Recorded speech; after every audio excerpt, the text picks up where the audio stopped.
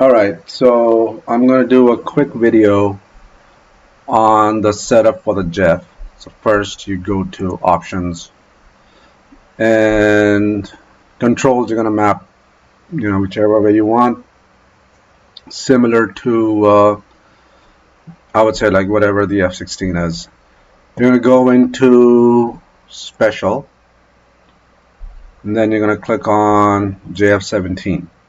So now there are like a whole bunch of options that you can pick over here. Like the first is things that are important. Gun sight. So it has LCOS, the SS, which is like the looks like a snake kind of thing, and then this is like a mix of the two. This is totally useless. This is just gets in the way. So this is the best option. Now the gun limiter is when you press the trigger, the amount of burst limit. So it's like I have it as like half a second. You can select it as like 0.2 seconds or off.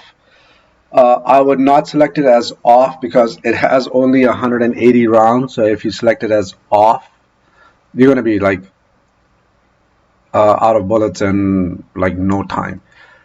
0.2 works if you're like a sniper, which of course the JF, it doesn't work. So this is like the best option right here. Now everything here is basically to do with countermeasures. So this is like when you are in the actual plane. When you select the programming, like program 1, 2, 3, 4, 5, you can. So this is where you have to basically do the programming, and then it shows up in the plane. So you just have to do it once. Like I just have it set up where the first two are just the chaffs. If I'm doing like BVR, which we never do, the second two are the flares. So this is just showing like the number of flares released and at what intervals. And the last one is basically a combination of chaff and flares. So you can just let this be like if you're ever doing Fox 2s, then it would make sense. I don't know what these two are. I just had them checked off. This one hides stick. So this is like it hides the stick in the cockpit. The stick is in the middle and it blocks the view to the radar. So it's like especially if you don't have track IR, it's a pain to like look around it all the time. So I would just pick hide stick and remove the AAR probe. I have that checked off as well. We never do air-to-air refueling. So you can basically check that and it will take the air-to-air refueling out. The probe. So just remove it from the plane. So that's that. Now when it comes to the actual setup in the cockpit,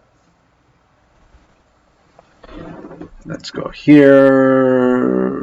That's JF17. So first, when you start the plane, so this is the PMS page, but this basically, or the SMS page. So this basically shows you right here. So this is the radar. This is the data link and HSI, and this is the EFIS as they call it. It's like a digital ADI.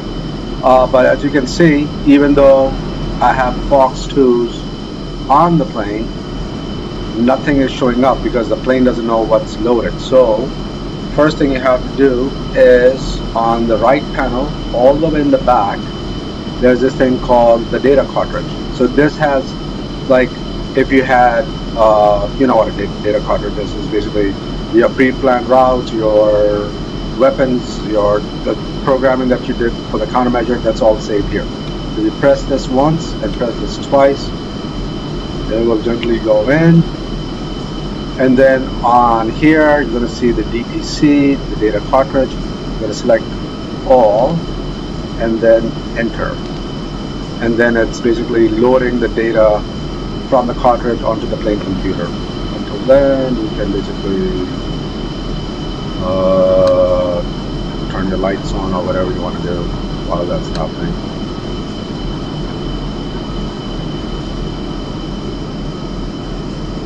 So it's when it says DTC lock, it's good to go. Then you can press the center button and go back to the ADI if you want, or if you press the center button, you have like all these other options that you can. The two that I use all the time and like in combat, basically you press combat. So it gives you, so now you can see, so this matches that.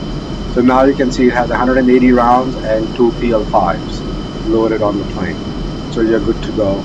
And then this is like your flare and chaff quantity. And then this is the programming that you selected. So basically whenever we are doing Fox 2s, I just basically go program 1, program 3. So it's loaded. And now you're good to go. And over here, just like the F16, you have the nose wheel steering on, and this is showing that you're in air-to-air mode. So this is just to basically get off the ground, and then it basically flies off. Once you're in the air, this is the master on arm button. So it's right click and then it goes up. The landing gear is really sensitive, so as soon as you're off the ground, once your wheels up, you basically you want to retract the landing gear, otherwise it will get jammed really fast. And then once you're in the air and we're about to start a dogfight, is this button over here. That's the thing that puts it in. So in the middle, it's like cruise mode, which is like D++, that's like middle of combat and training. If you right click on it, it goes to combat, and you can see it right here, combat. That means you are in combat mode. And this guy over here,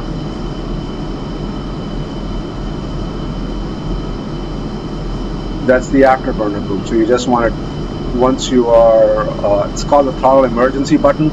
So basically it's not a boost in the actual, like what I realized was that in the actual JF17, just like the F16, when you're moving the throttle to afterburner, you have to basically lift the throttle and move it up. If you have it pressed, it basically becomes like free flowing, so you don't have to pick it up. But in the actual JF17, just like the F16, it has an afterburner gate. So once you hit that gate, you have to basically lift the lever up and push it forward to get into afterburner. So it doesn't do anything for us right now. Basically the only thing it would do is, like, if you had like a real F16 throttle, because this matches the F16 throttle, you can basically just push it through without actually lifting it.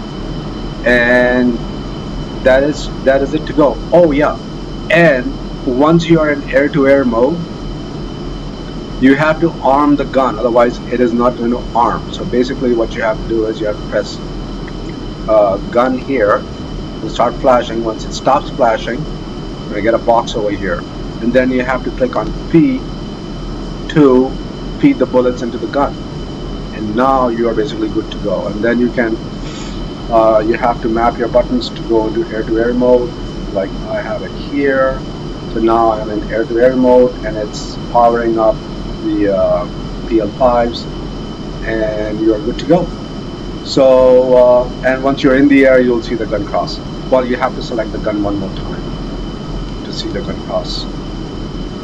There it is. And yeah, so that's it. All right, hope this is helpful.